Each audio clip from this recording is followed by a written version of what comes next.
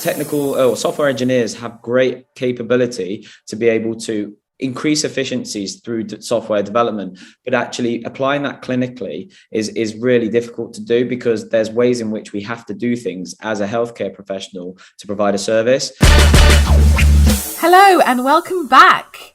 And for this episode, we return to the world of health technology. And before we go into it, let me start with a little story. So a lot of you who are familiar with Medic Footprints will know that as part of our premium membership with Medic Footprints, we offer one-to-one mentoring with doctors who are in career change and transition.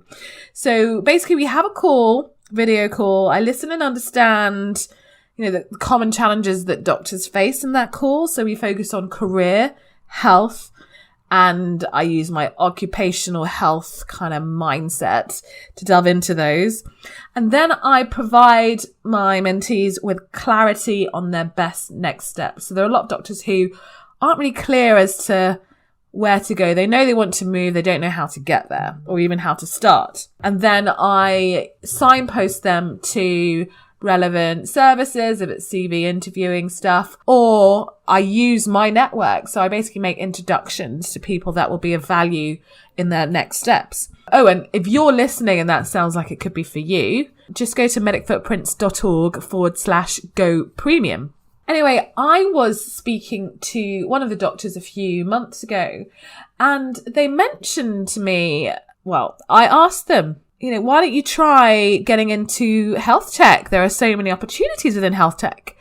And their response was, what's health tech? So I was really gobsmacked simply because, health tech for me sounds, it's ubiquitous. I am right in the slap bam middle of it. I've got a lot of networks. I've advised in health tech.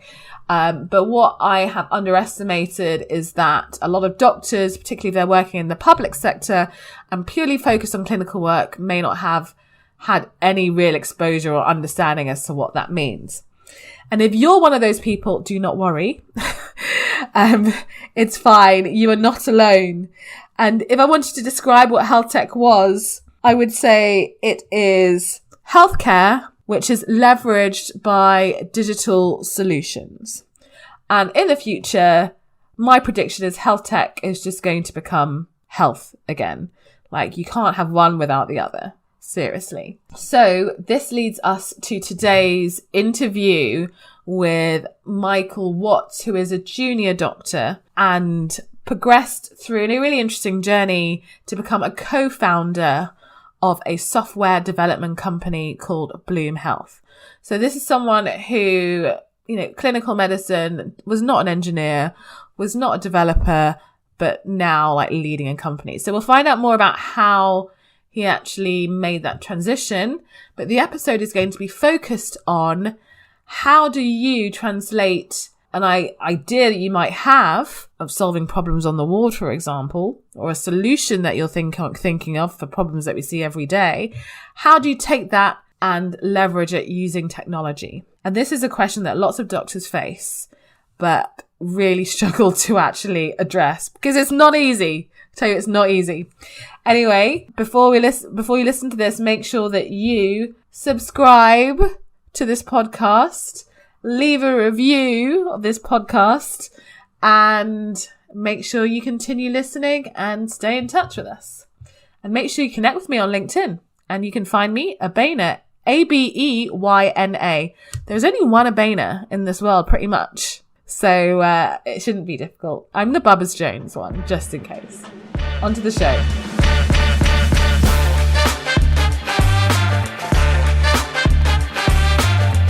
Let's face it, burnout amongst doctors is sky high, and we're actively seeking other ways to make the most of our transferable skills beyond the usual career pathways. Welcome to Disrupting Doctors' Careers. I'm your host, Dr. Abeyna Bubbers Jones, and I'm on a mission to connect 1 million doctors across the world with the best in diverse career opportunities. Hey, so we have Michael Watts today. Welcome to, the podcast, Disrupting Doctors' Careers. So I want to introduce Michael because I met him through LinkedIn, like I meet a lot of doctors these days, so they don't get out the house as much as I used to. But he's also an NHS clinical entrepreneur.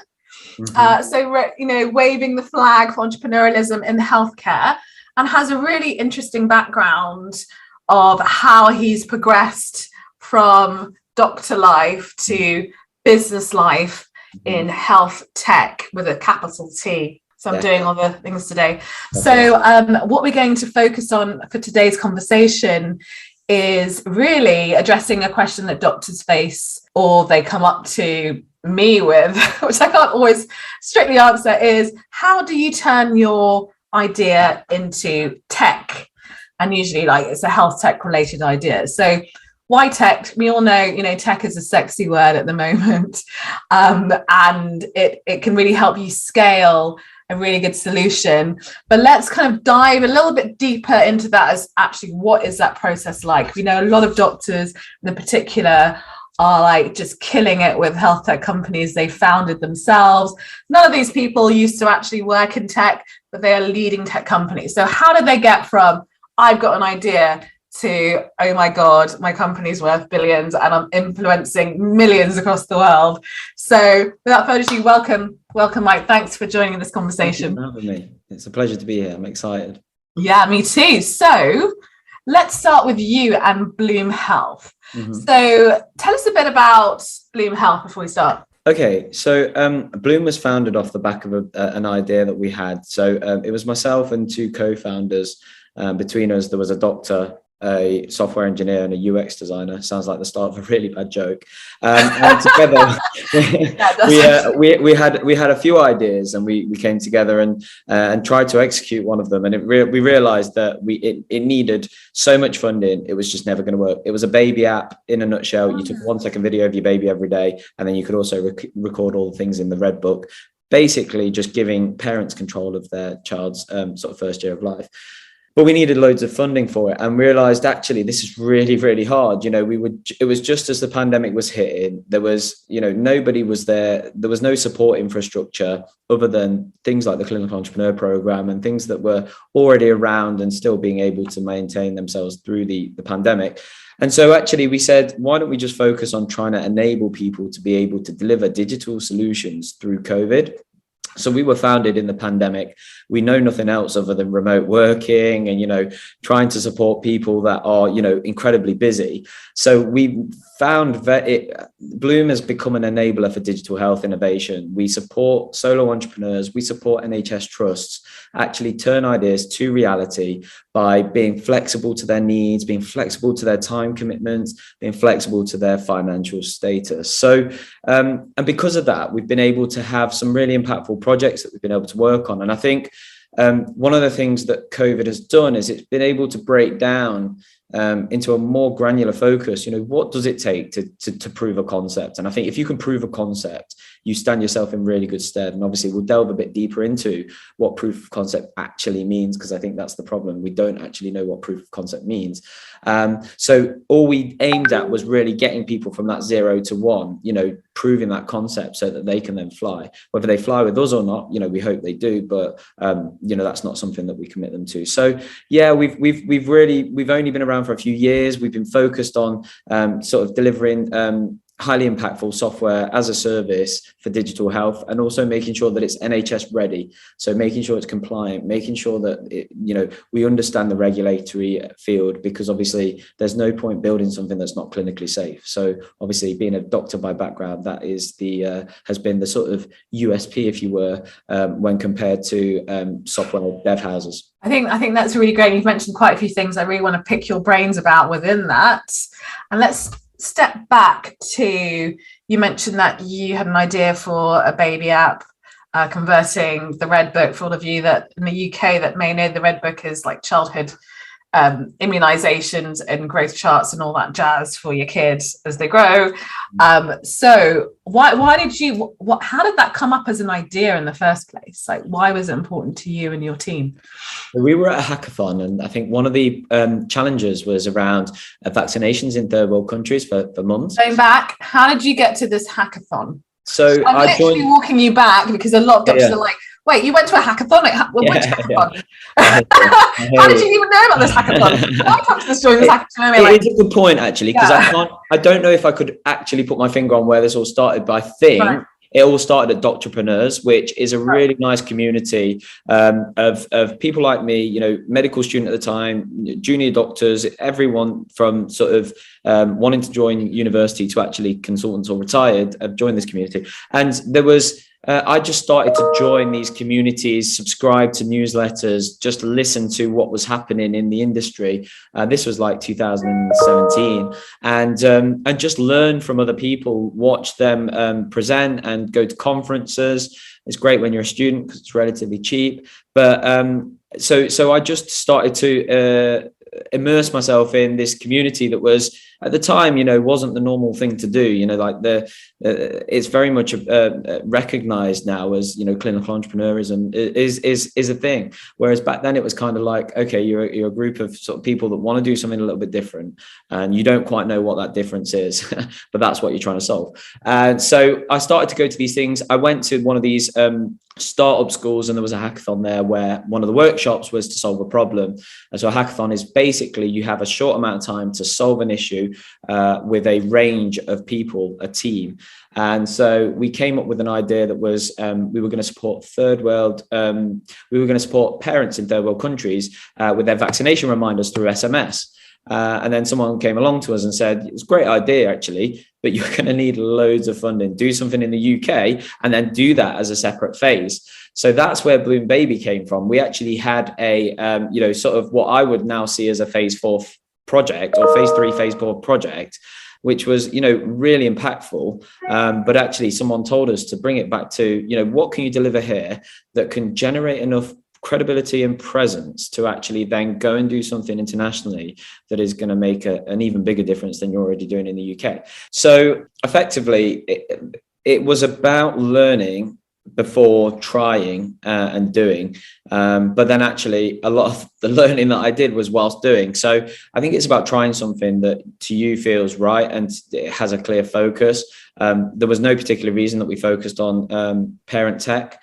We just found an opportunity. And when we looked into it a bit deeper, actually, we realized there was a gap in the market. So that gap, as far as I understand, still remains unfilled. So yeah, Blüm Baby was really that sort of opportunity. But with COVID hitting around the time that we were looking to start the project or, you know, start to go live with testing, it became more of a want and not a need. And I think that was the other thing that we recognized, is that there were more immediate needs through the pandemic that we had to address, recognizing our skills, and Blüm Baby wasn't that. So unfortunately it didn't take off, but it's still in the armory. It's still waiting to be produced. It's just waiting for that right time and opportunity. So I mean, I think that's great, because it demonstrates that, I mean, a lot of this is about courage as well. It's like stepping outside of the box and moving towards what feels right to you at the time. And you're never going to have the full answers. You're never going to know whether it's going to be like your life forever. No one ever knows that.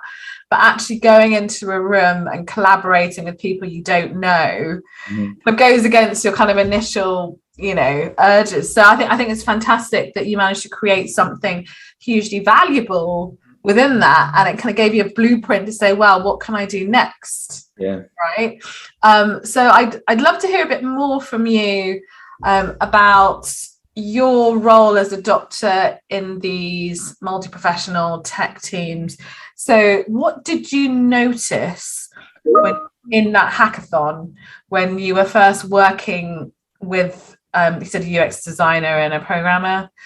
So what was the first thing you noticed? Like, what kind of value did you bring to that team? So I think that the main thing that we noticed was that our skills were complementary, and I think that's one of the important learning points from this kind of idea to reality is recognizing what you bring to the table and what others bring to the table, and ensuring there is no overlap. Because I've always bump into I'll have like 4 medical students come up to me and say, "I've got this really good idea. Will you help us get it off the ground?" And I'm like, "Wait a minute, there's 4 of you with one idea." But as a doctor in that scenario, what did you bring to the table? So I would say that it's about those clinical insights, that finding those opportunities, finding those problems to solve them. Technical or software engineers have great capability to be able to increase efficiencies through software development, but actually applying that clinically is really difficult to do, because there's ways in which we have to do things as a healthcare professional to provide a service. So I think it was understanding the system is the first thing. So understanding how the NHS works is really difficult for people outside of healthcare professions. But then also being able to have enough insight to be able to say, I can see where there's holes that need filling, and this is how we fill it with that digital solution. So that was really how we complemented one another between technical team and non-technical team, which was effectively me. I think that's fantastic. And going back to your comment about proof of concept, do you find that working in a collaborative way and with your clinical insights as a doctor, it's much easier to then prove it? That makes any sense? Sure, it is. I mean, one of the main barriers to innovation is imposter syndrome and the feeling of, effectively being a fraudster and not being in that position to be able to implement change. So that's imposter syndrome by definition, I guess. But yeah, so having that credibility of being a doctor and saying, I know this process manually, and now I have a digital version that is going to save time, improve patient experience, and actually save money because of those 2 first things. For the NHS, that's still having an impact, but it's having an impact in a way that you wouldn't otherwise be able to do clinically. We are all still providing impact to the NHS. It's about how you deliver that impact. For some people that is, seeing so many patients in a clinic. To some that is being a medical director of a trust. And to myself, it was about being able to provide a digital service to impact on as many people within a population as possible. So yeah, that was really where having that idea around proof of concept and actually how big is the problem, that was one of the things that I would focus on first before actually thinking about the solution. So Mike, I really appreciate your insights on this, and let's go through like a very common scenario that doctors tend to face when they have an idea. So let's create an avatar. I love creating avatars for storytelling. Yeah. So we have Syra, right? So Syra is a doctor, and Syra has like an amazing idea, which is she's working in obs and gynae. And basically the idea is she's noticed that the wait lists are considerably long and patients aren't getting in for their gynae operations within 6 weeks, 6 to 8 weeks. And actually she feels that there are solutions to get them down to 2 weeks, especially those that really could need, those could benefit from an operation sooner. So like, for example, those that have heavy periods or that kind of stuff. Anyway, so she's thinking, can we do something to improve the current systems that exist to try and get that wait time down? Okay. So she's got an idea. What would be some of the challenges she may face in exploring a tech solution for that? So I think it's so the first thing is time, having the time to actually spend looking at the size of the problem. I think, this is someone that probably already has a full-time job and is now going to embark on pretty much more than another full-time job, because innovation and entrepreneurialism does engulf your life. And I think so finding the time to look into the problem in a lot more detail, what the size of the problem is there anyone else that's already solving this problem, what's happening outside of the UK, that's all going to take a lot of time. So that is the instant barrier, right? That will hit her straight away. She will not have the time to be able to do this. So effective time management is really important, and actually do you reduce spending time in other things to be able to do that? That's the first thing that Sarah needs to decide. Once she's decided that she's going to commit to this, who can she surround herself with to give her the insights into how she might solve that problem? So she knows how big the problem is. She's got a few ideas of how she might do this, whether it might be through, software as a service, using some data analytics, but she's a doctor. She doesn't have those insights, or she might not have those insights to a good enough degree to be able to deliver a service. So actually surrounding herself with people that have those skills, going to these hackathons, going to these programs that the NHS runs, such as the Clinical Entrepreneur Program, there's lots of accelerators in and around London and other parts of the world. Speaking to the local academic health science network is always a good starting point, because they will put you in touch with academics. They'll put you in touch with researchers that can go and find that problem and solve it for you, or with you, should I say. And they have the time to be able to do that, and they have the funding to be able to support that as well. So that's what they're there for, is to validate a problem or a concept with you, so that you don't have to spend all hours that God sends to be able to do that. So finding a team, finding the time to do it, and then actually understanding the landscape that you're then going to have to navigate. So looking into the regulatory compliance, this is going to be handling patient data. There's going to be a whole host of GDPR compliance and data security, cybersecurity issues around that.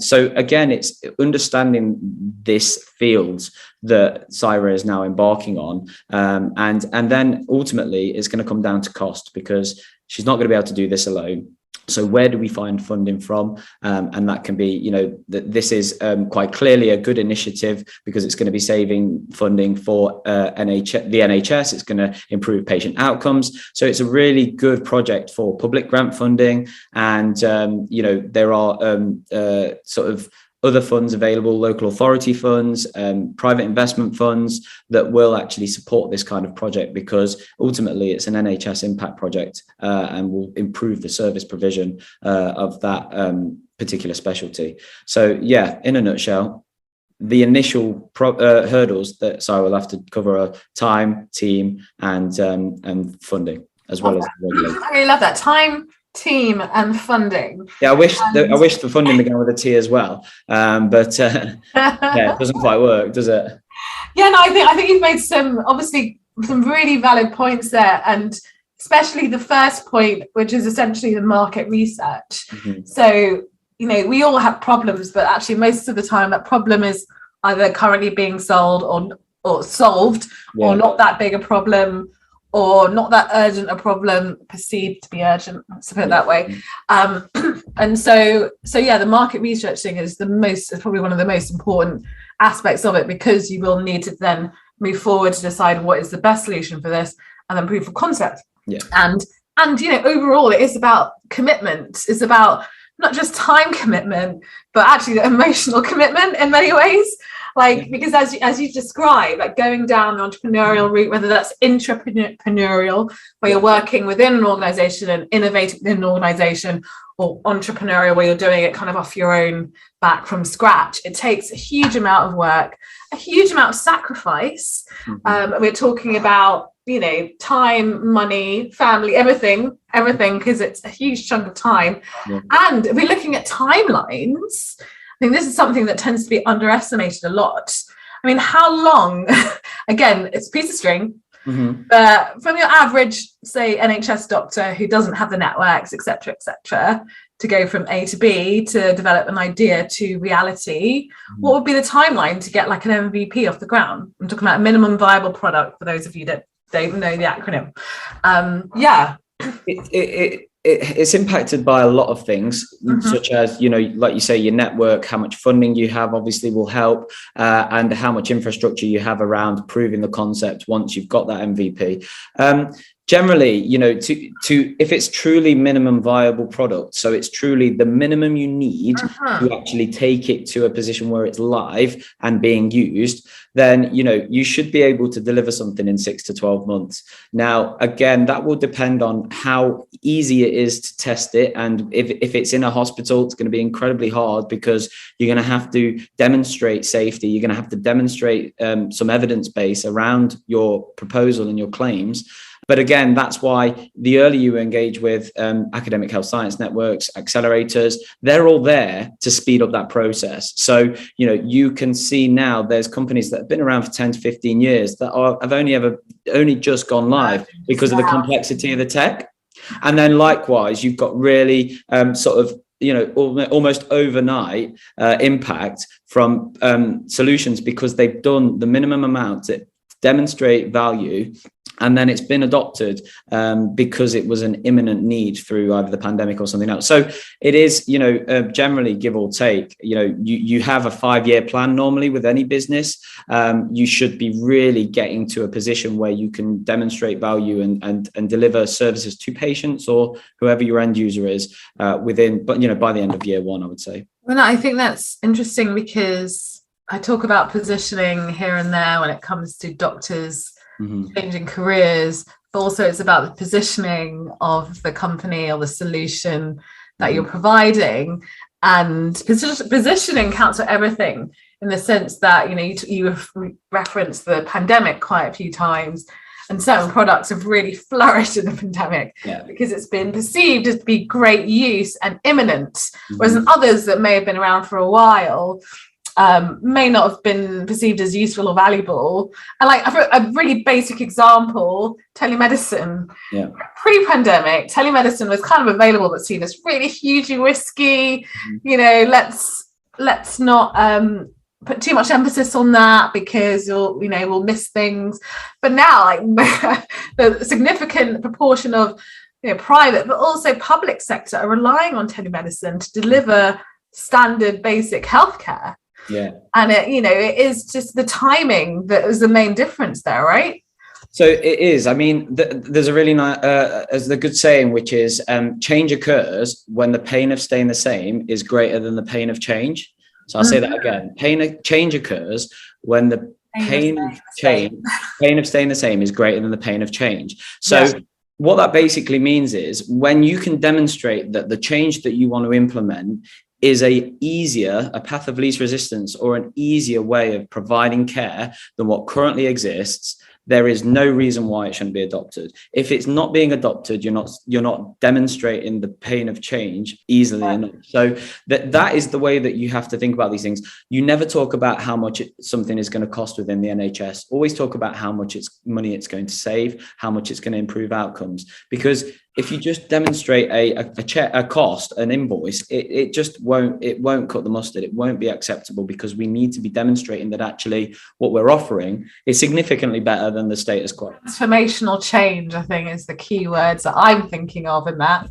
Yeah, it is. I mean, that's been around for a while, that word, digital transformation. And I think only now do we understand, well, certainly in the last 5 to 10 years, do we now know what digital transformation within healthcare truly means. And I think obviously the COVID was a catalyst to that.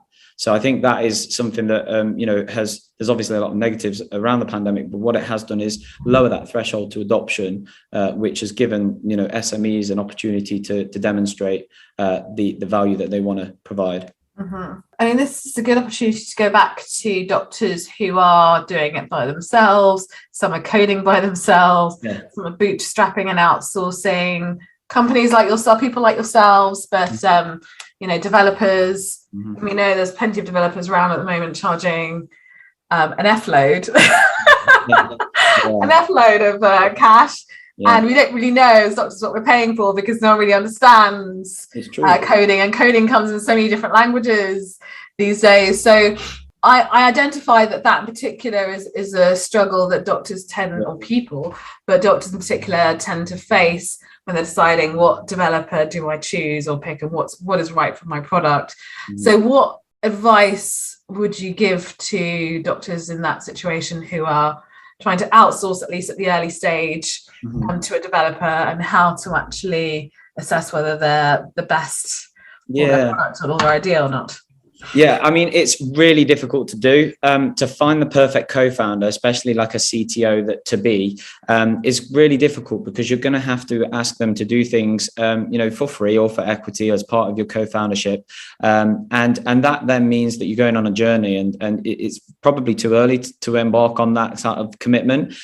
So some people like to demonstrate some value through a very simple MVP or something that might even be a manual process or a semi-digitalized process. So for example, the Blüm baby solution that we spoke about, actually we started out by asking parents to send in their videos of 30 seconds, and we would cut it down to 1 second, and then we would string them together and send them back. That's what we were doing to prove concept, right? That didn't cost us a penny. So there's clever ways to actually prove concept before you need that digital solution. So I would say, think about whether or not you need to go straight to the corporate software system that you're asking for, because again, you're right, that does get expensive, but there is always a other option, and it's finding that other option that it creates the entrepreneur in you to be able to try and find a different way of getting to the same end result. So that's the main thing. Otherwise, shop around, explore different options, give it a go yourself. I've never touched sort of coding and learning how to code because I focused on what I thought I was good at. So I think it's about recognizing what you're interested in and whether you're interested in actually creating the solution or being part of that solution and enabling someone else to come on that journey with you. So I would always recommend a co-founding tech member that would do the first bit with you. And I guess the main thing from that is I would only embark on an actual company once you've got some kind of traction with that person, because then it saves you having to have the conversations of, we've got this far, but where do we go from here? Because, we're totally misaligned, which obviously it's always good to have those conversations up front. So co-founding team member, then look at, other ways of doing the same thing. And then finally, just shop around and get a good feel for the options that you've got and the ways that how do you identify whether your co-founding team member or chief technical officer, you mentioned CTO, is any good? Like how do you objectively assess that? It's just like when we're talking about doctor recruitment, how do you know if a doctor is any good?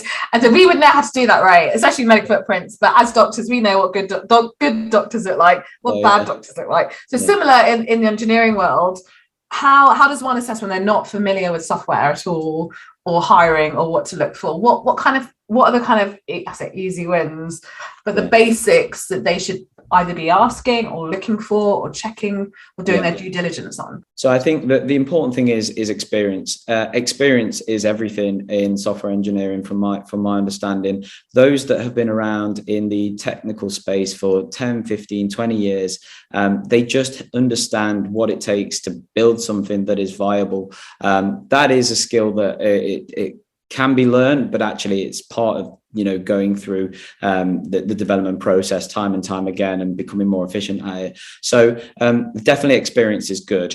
Shared vision is always important, because actually if that person is just doing this in their spare time and they're not moving at the same pace as you, you're never really going to be able to see eye to eye, because you've got very different plans, you've got very different time commitments. You need someone that's on the same page as you, that's going to give it 100%, because if you're giving it 100% and they're giving it 50%, unless you strike some kind of collaborative deal, which again is part of what I was saying earlier, is strike that deal at the right time, then you're going to have that misalignment. So but ultimately go with your gut. If this person is really passionate about what you're doing, understands where your vision is from a clinical perspective, because obviously they're going to have a technical vision and how they instill all of that experience and knowledge, and that's equally, if not more important than the clinical side. They go perfectly hand in hand. So actually it is that knowledge share, and it's that bouncing back and forth. If you're not getting that, then that is a red flag that actually this person is doing this because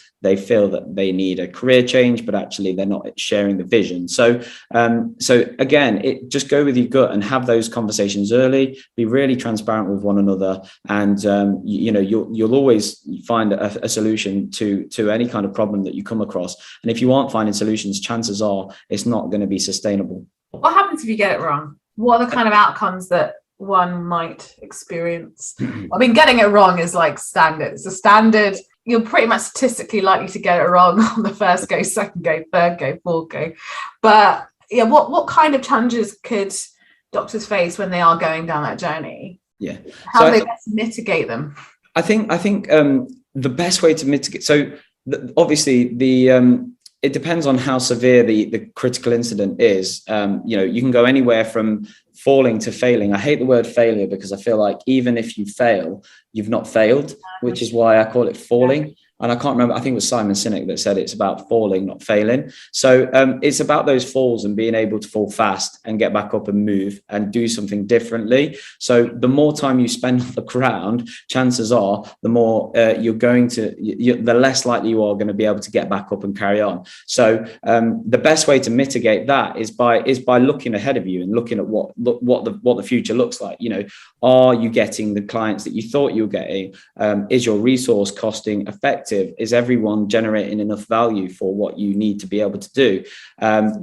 Is this actually, are there other people in the market that are now doing what you're doing and you didn't foresee that was going to happen 6-12 months ago? So unless you have that spatial awareness, quite literally, you will fall. So it's really about understanding, what's coming up, what the future looks like, as well as what you've learned previously, and being able to always keep that on track. And being reactive is everything as an SME. You can be proactive, you can try and prevent these things, but noticing that something is about to go wrong and then trying to, I hate this word, pivot before you hit it is really important. But also, staying reactive to change. We manage change on a day-by-day basis, whereas I know corporate organizations might manage change in a week or a month. So it is about staying reactive to needs and clients and being able to make sure that you always have that kind of that safety in front of you to try and prevent any falls. Brilliant.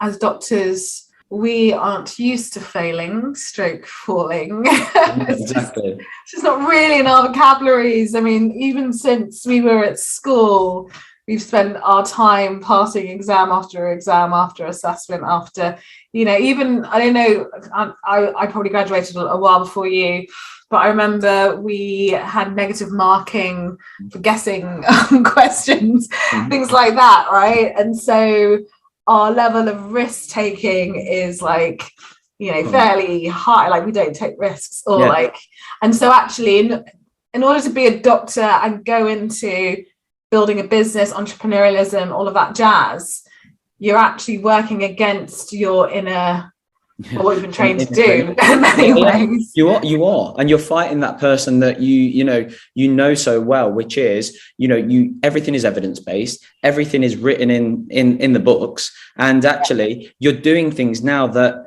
has never been done before, because if it has been done before, please stop doing it, because the chances are it's not going to work again, because there's no point reinventing the wheel. So it's totally at risk, and it is about how do you manage that risk. But that is something that we as clinicians are good at, is managing risk, putting things in place to actually mitigate risk. We always safety net our patients because we know that there's always a risk. And so it is about using those skills as a clinician, effective communication, working as a team, and managing risk, that actually you can transfer over to that commercial world and that impact that you want to be able to provide in a different way. So there are a lot of skills. I would say that there's a lot to be learned, and there are effective ways of learning it through academia or through accelerators, but ultimately it is it's polar opposite. I can't express how different a world it is, but they both have their sort of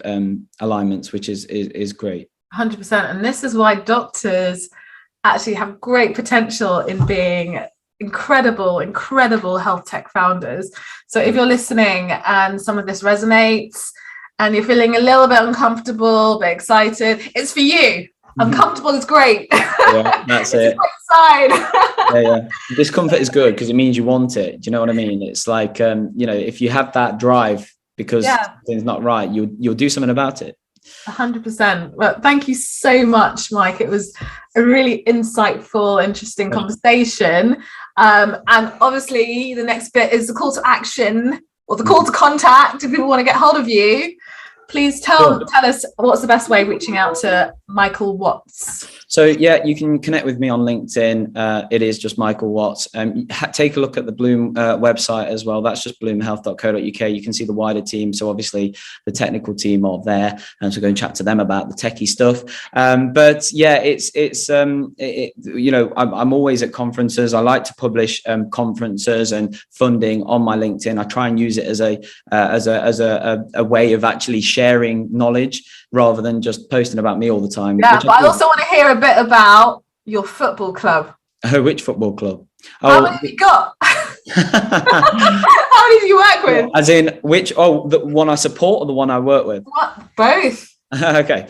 Well, I'm a Forest fan, which is obviously a good time to be a Forest fan. But yeah, I've done a few other bits and bobs as a sort of portfolio junior doctor. So I am the academy doctor at Peterborough United, which is great. So I do that sort of ad hoc, which is quite nice. It's mainly weekends again, which is fits into my schedule well. But that's because I've always been interested in sports and exercise medicine, really. So it's just keeping those interests going through everything. And you're still doing some other clinical work on the side as well, right? Still working in acute medicine, yeah. So everyone who's listening, as a doctor, if you think you can't have it all, you can have it all. You definitely can. Take a break, yeah. Make sure you take breaks, because time management is key. Time management is absolutely everything, but you've got to correlate that to your drive as well. 100%. That's a really great way to end this. So anyway, thank you so much for your time, Mike. And for those of you listening, watching, please stay tuned for some really amazing interviews and further solo muses from me. Thank you. So my take home for that was time, team and funding. I don't know about you, but I hope you feel that addressed today's question, which is how to turn a health tech idea into reality. Yes, it is friggin' hard, but if you have the network, if you have the passion, if you have the commitment to solve the problem that you're trying to address, then you will succeed. But just be prepared for failure after failure after failure, or falling, as Michael likes to call it. If you have any further questions, please feel free to reach out to Mike through Blüm Health. And don't forget to tune in to our next episode.